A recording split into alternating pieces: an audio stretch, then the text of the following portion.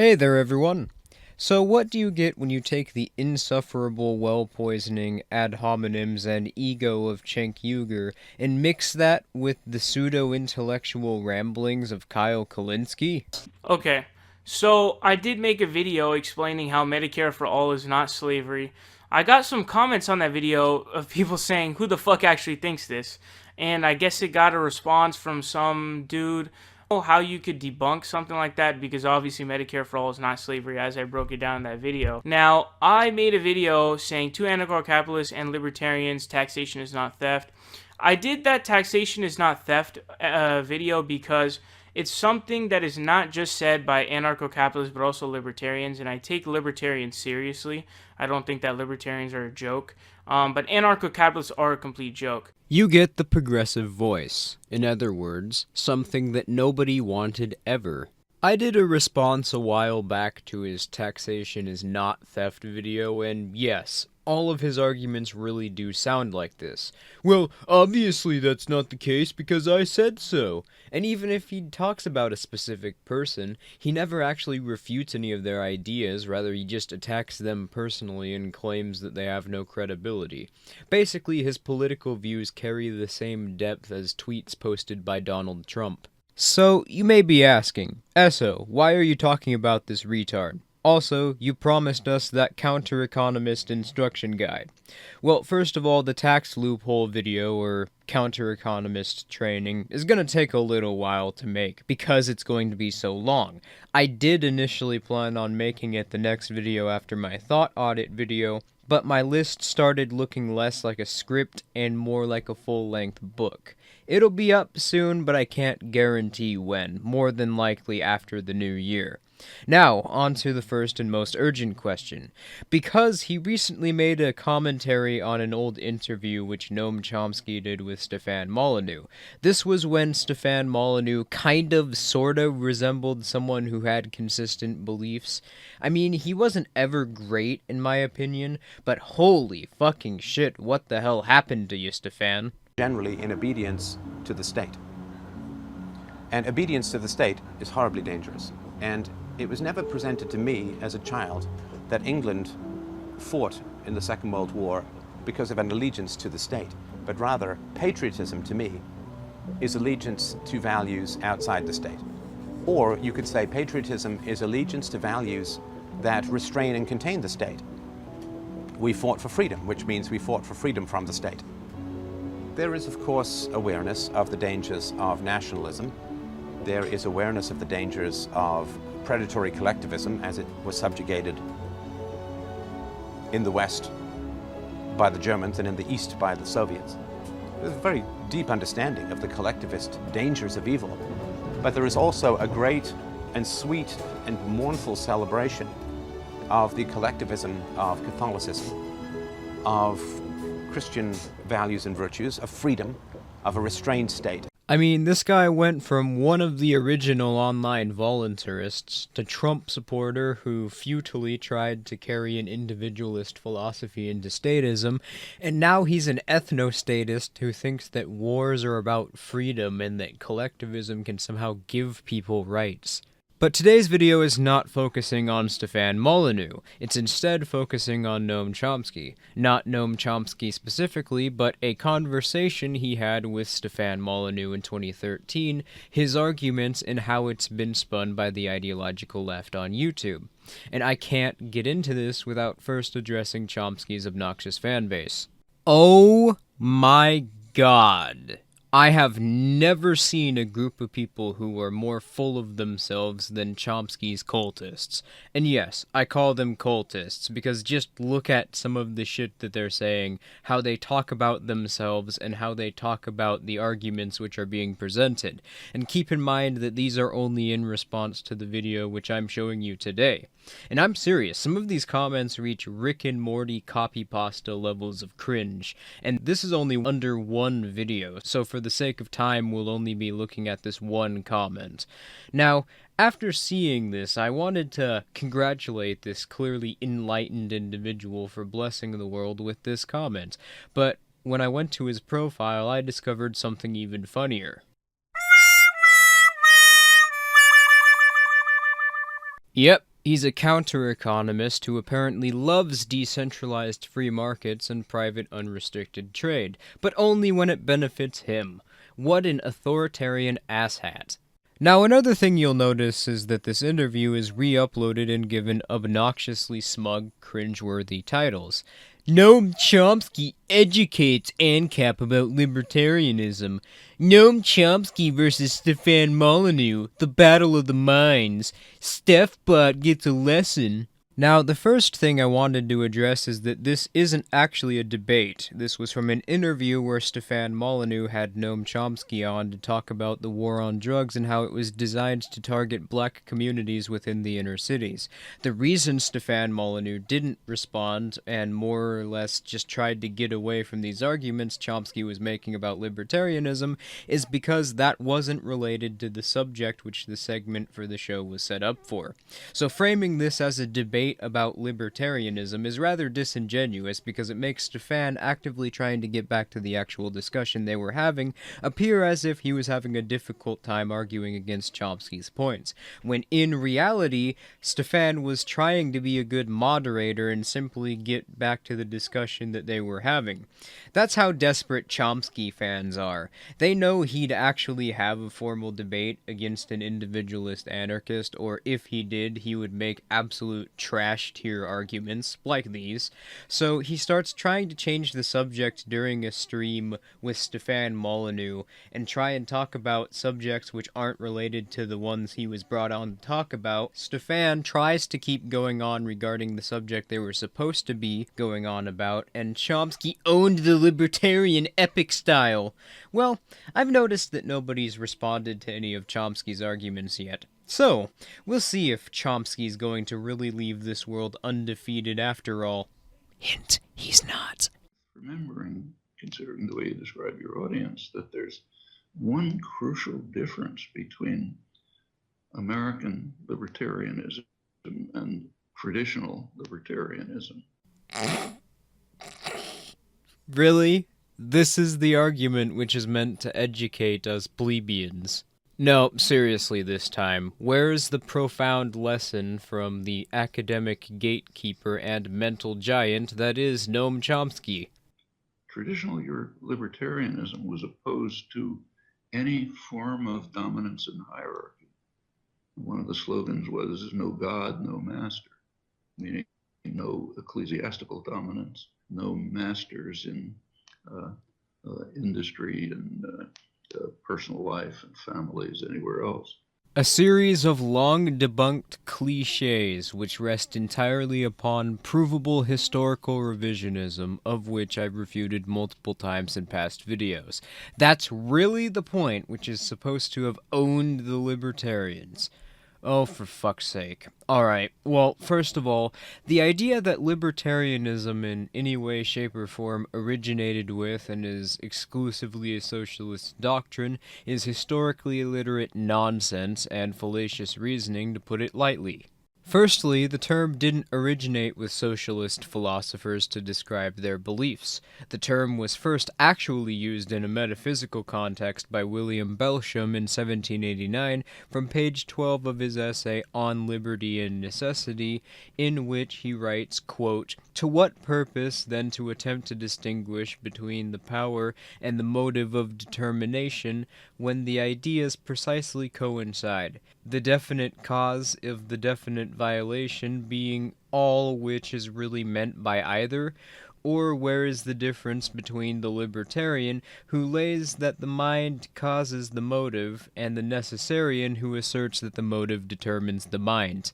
Yeah, that took me a few takes to get that right, but this means that not only would libertarianism, if basing this debate solely on etymology, as the argument from Chomsky and libsocks like him making would propose it, not be a political philosophy, but as a metaphysical philosophy, it's incompatible with the sort of collectivism that Chomsky espouses, since collectivism, by necessity, asserts that humans have no free will, and are determined to certain positions in life and behaviors based on features of their identity, and a libertarian does not believe this.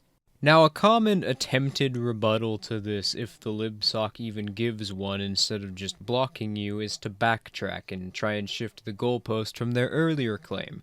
Instead of first being used by socialists, now it's only first used in a political context by socialists, which they cite an essay written by a French anarcho-communist in 1857 named Joseph de Jacques, in which he was attacking Pierre-Joseph Proudhon for watching a play that featured a scene in which a woman was beaten, and claimed as a result that he was sexist.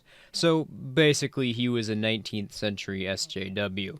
Firstly, this is just flat out untrue as well.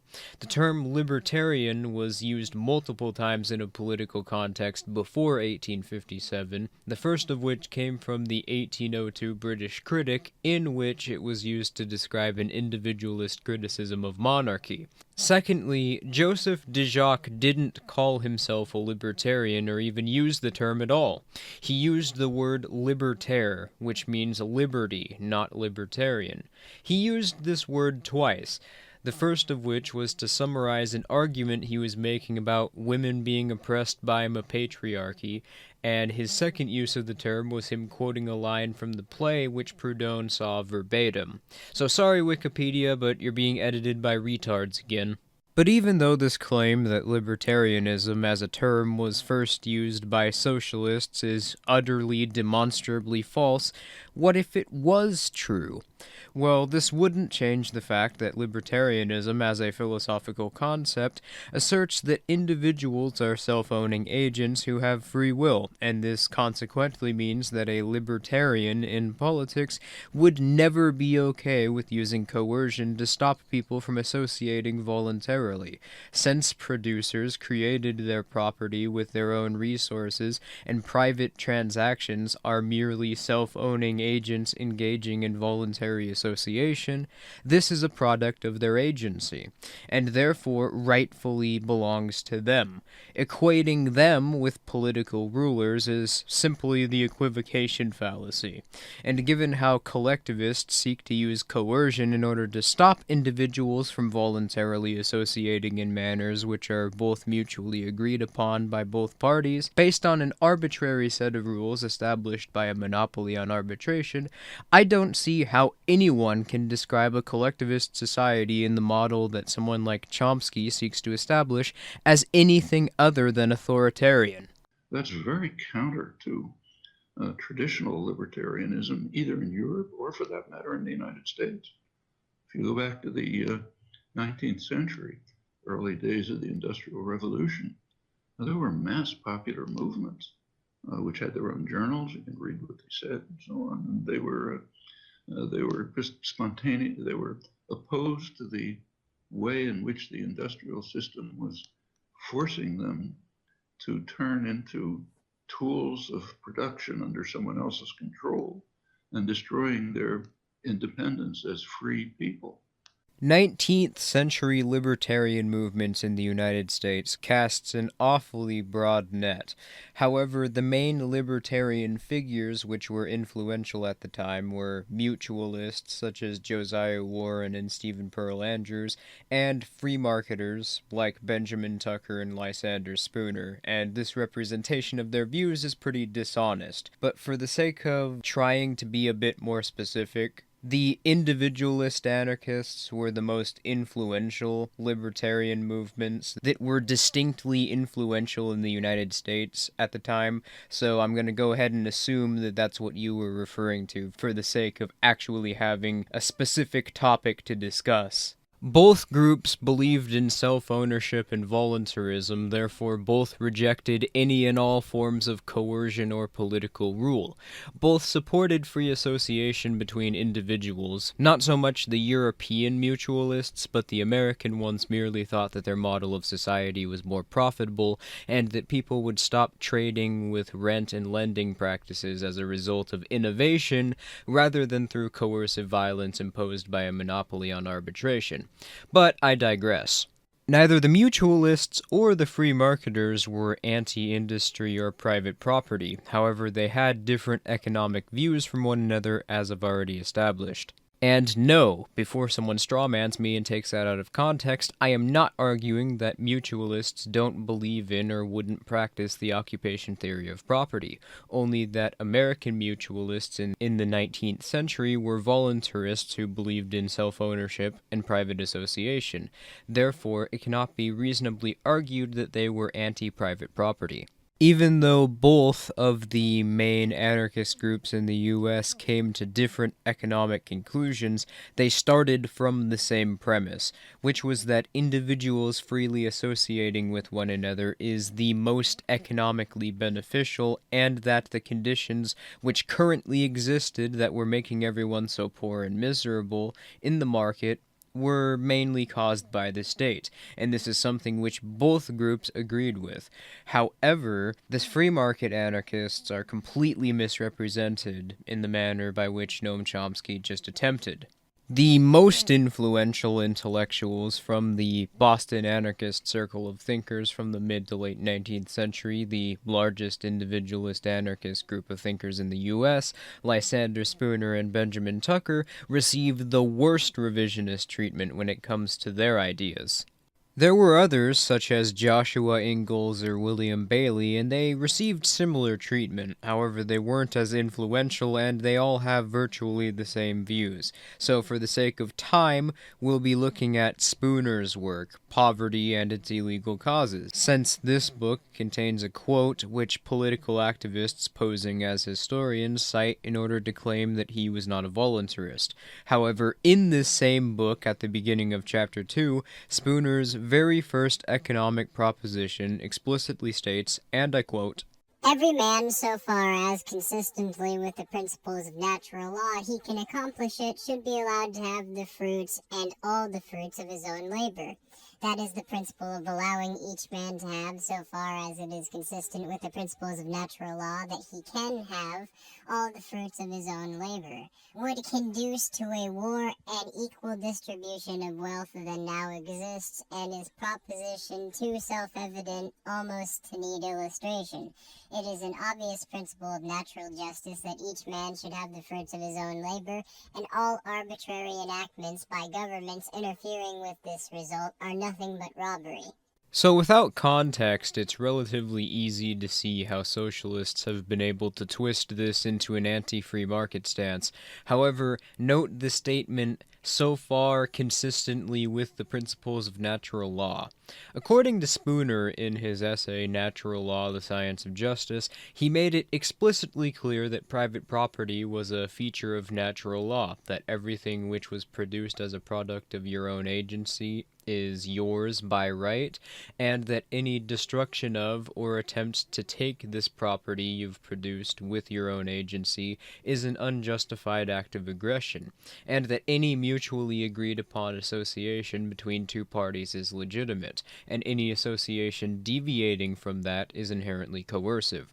So, in reality, his views are more along the lines of, hey, the government's monopoly on credit is devaluing our assets, and regulations are keeping people out of the market who don't have political connections and stopping them from prospering. So, let's get rid of government regulations, and let's create competition between the banks, and everyone will have way more money, and the money they have will be more valuable. Brooklyn Rage! And if that didn't make it explicitly clear, well, he pretty much spells it out in plain English, not even a paragraph later. As for Benjamin Tucker, he was much more upfront with it. He pretty much explicitly said, yeah, private property is illegitimate, and you're a filthy statist if you don't like it. Slightly paraphrasing, of course. Point is, early libertarianism in the United States was individualist, as it was in Europe as well. However, in Europe there was also a strong current of collectivists trying to bastardize the ideology and what it stands for, kind of like Chomsky. And you know, I don't have an overwhelmingly negative opinion of Chomsky, surprisingly. Some of his stances on war, the CIA, general foreign policy stuff's alright, even though he comes to his conclusions from a very statist perspective and lines of reasoning. I just have a mostly negative opinion of Chomsky. Economics aside, because I could make an entire video about his blunders on that, the thing which I really absolutely cannot fucking stand about Noam is how he attempts to revise history using his authoritative stance within state-run academic institutions. I mean, historical revisionism is already the dishonest argumentation which irritates me the most, because when it comes to other dishonest or fallacious tactics within discourse, such as straw man arguments, poisoning the well, or circular reasoning, you don't know the intention behind the sophist. Perhaps they have some sort of deep emotional connection with their position which makes it difficult for them to let go. Or hell, maybe they just genuinely don't understand your position and are trying to rationalize it. But no, with historical revisionists, there's only one reason or motivation anyone would have for attempting to utilize this strategy. They know their position is flawed, and they want to control what everyone thinks of it within a false paradigm crafted by them for their own benefit. So it's bad enough that he's a historical revisionist, right? Well, on top of that, he's a professor of linguistics who's abused his academic tenure for decades, having state colleges around the country publish absolute fucking nonsensical revisionist lies about various communist regimes throughout the 20th century, which even common sense could dictate to the average reader that something was off about the study. His lies range from the Soviet Union's police being less coercive than countries with market economies, to outright denial of democide and the human rights violations during various communist regimes, notably Cambodia and Mao Zedong's Great Leap Forward. There are literally hundreds of these doozies, so I can't go over all of them individually, so I'll just leave a link in the description. The only positive thing I really can say about Chomsky is that through his actions, he's helped illustrate the biggest problem with scientific study under the state. In state-run academia, the only studies which get published are studies which the authorities in the institution want published, which means that the only ones that are ever going to pass peer review are studies that conform to the interests of the professors or other employees at the said college. So this motherfucker, for the better part of a century, has been excreting thousands upon thousands of outright lies about the actions of the most brutal and repressive regimes in recent history, did so by worming his way to the top of the state-run colleges to obtain political favor, and spends most of his time arguing for expanding the state's influence over society, going as far as to support gun control laws, something which even Karl Marx wasn't authoritarian enough to support. Then he has the fucking audacity to call himself a libertarian and claim that everyone else is not a real libertarian. Go fuck yourself, you shriveled up wad of slaughterhouse extras. So anyway, got anything else you'd like to say, Noam? Wage slavery. No, I guess not. Really? This is the intellectual heavyweight which collectivists collectively cream their pants over and whose work they treat like gospel? Well, no, looks like you just got educated by some fucking furry on the internet.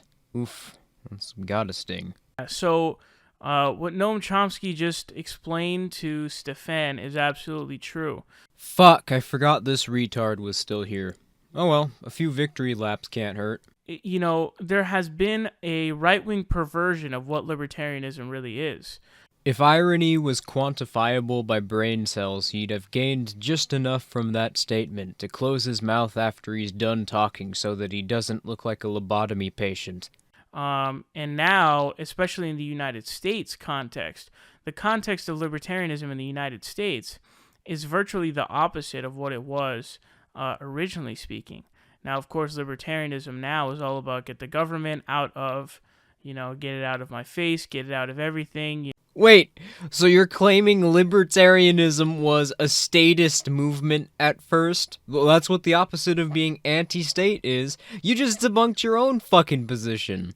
I was laughing pretty hard when I first heard that, as you might be able to tell by the sound of my voice. Leave it to private business and everything. This is fundamentally, opposite of the original classical libertarianism, which is that basically, they were anarchists. They believed in, and as Noam Chomsky says there, they thought, whoever works there should own it. So while anarchists believe in democratization of and ownership of the means of production, no, because a state is required in order to justify stealing private property, since the legitimacy of this action cannot be demonstrated and requires a monopoly on arbitration. Libertarians are not like that. They're about private business. They don't want the workers owning the means of production. Actually, libertarians don't care how you associate with others so long as you aren't using coercive violence to impose your will onto them. Mutual aid communities, gift economy, worker co-op, doesn't matter, just don't fucking point a gun at someone and force them to be a part of it if they don't want to, and you're golden. Now, the other right-wing perversion has been, that goes even further than libertarianism in the context of the United States, and that perversion is anarcho-capitalism. Oh, fuck. Here we go. He's about to go full retard. Now, here's the problem with anarcho-capitalism. It's a total oxymoron. It doesn't make any sense.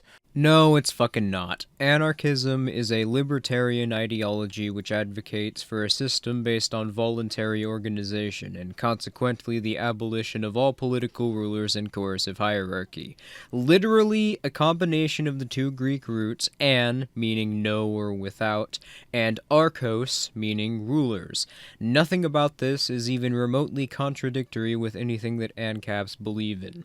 However, I have and still do hold the position that Ancaps and libertarians may want to disassociate from describing their beliefs as capitalist, since it's a term that was deliberately designed to be vague and misleading so as to be used by any group for any reason they like.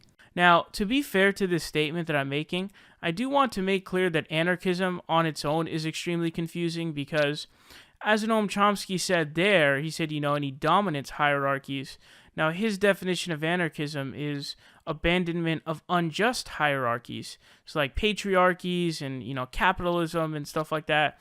So, I guess if you go by the definition that Noam gives of unjust hierarchies, one man's unjust hierarchy is another man's just hierarchy, So it's like... Nope, because ethics are demonstrable as a result of logic being objective, a point Lysander Spooner proved in natural law nearly 150 years ago, and because of this we can prove that people rightfully own the products of their own agency. And you also just unintentionally argued against your own side again, because you're proposing that the ethics in Noam Chomsky's society wouldn't be based on anything demonstrably concrete, in which case they necessarily need to be arbitrary, meaning that a state would need to exist in order to enforce the objectively unethical practices in which he advocates for. But anarcho-capitalism is a massive oxymoron. That's like being like an anarcho-fascist. Like, how does that work? It doesn't make any sense. You're talking about, especially in the context of the origination of anarchism, which is far-left ideology of workers owning and democratizing the workplace, it doesn't make any sense that you would have anarcho-capitalism because it's completely oxymoronic. It doesn't make any sense. It doesn't work because it's an oxymoron. We know that because it doesn't make any sense, and it doesn't make any sense because it's an oxymoron, and it doesn't make any sense. Duh! You know what you sound like? If one of those brainlit Wojak memes had the ability to talk, it would articulate something similar to what you just did. Honestly, if I was an ANCOM, I would be desperately asking you to shut up. Alright, well, before you all go, I have a series of announcements to make. Firstly, in response to Patreon censorship and my patrons starting to drop like flies, I've opened up alternative accounts on different websites where you can donate if you like the content. Subscribestar, a basic Patreon alternative which has been growing in popularity in response to Patreon censorship, and Bitbacker.io, a decentralized cryptocurrency-based donating service, which is functionally identical in its basic structure to Patreon, but as a donor, you can also stimulate the demise of the state while you're giving to your favorite content creators. I'm also going to be taking a short hiatus from making commentaries, as putting these out on a weekly basis is starting to take a toll on my writing, which is not good for my creative output, so I'll be back doing commentary after the new year, no later than the third week of January, and I will be coming back with my anticipated tax loophole video. However, I have another big announcement coming out on Christmas Eve, which, not to spoil too much, but if you supported the FNet project I and Filthy Heretic were working on earlier this year, but have been silent about after our first public build of the network script, then you're going to cream your pants when you see